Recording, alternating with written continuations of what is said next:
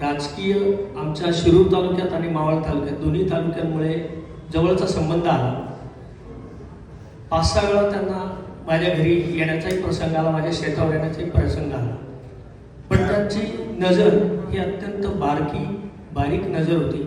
कोणतंही काम, कोणतीही गोष्ट अत्यंत बारीकाईने ते पाहत असतात.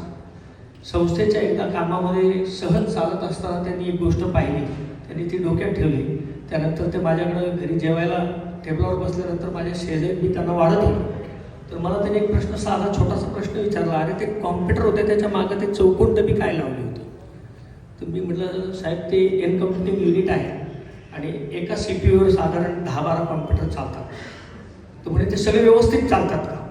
तर म्हटलं हो साहेब, सगळे व्यवस्थित चालतात. मग त्यांचा पुढचा प्रश्न कमर्शियल होता. त्यांनी लगेच विचारलं की अरे ते एकच सॉफ्टवेअर सगळ्याला चालतात. म्हटलं साहेब ते एकच सॉफ्टवेअर सगळ्यांना चालतं. मग त्यांनी लगेच मला सांगितलं ते कोणाकडनं घेतलं? मी म्हटलं साहेब ते असं साहेब एक आमच्या पुण्याला एजन्सी आहे त्याच्याकडनं घेतलं. त्यांनी त्यांच्या PM ला लगेच निघताना जिन्यात उतरताना सांगितलं यांच्याकडनं तो नंबर घे.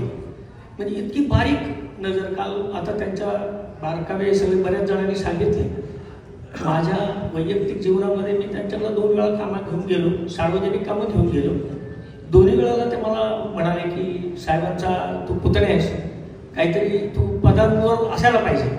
मी म्हटलं नाही साहेब, मला थोडं सामाजिक याच्यातच असं काम करायचं आहे. पण मला दोन्ही वेळा त्यांनी हा प्रश्न नक्की सांगितला. मी सकल वसुला जैन समाज ट्रस्ट, विद्यादान प्रशाला, सुरू शिक्षण प्रसारक मंडळ, जैन समाजाच्या सर्व कार्यरत संस्था, गोरक्षण पांढरापोळ असेल, सकल वसुला जैन समाज असेल, सकल जैन श्रावक संघ असेल आणि आमच्या पुणे डिस्ट्रिक्टची ऑटोमोबाईल असोसिएशन असेल, आमच्या सर्व असोसिएशनच्या तर्फे मी भावपूर्ण अशी श्रद्धांजली वाहतो. आणि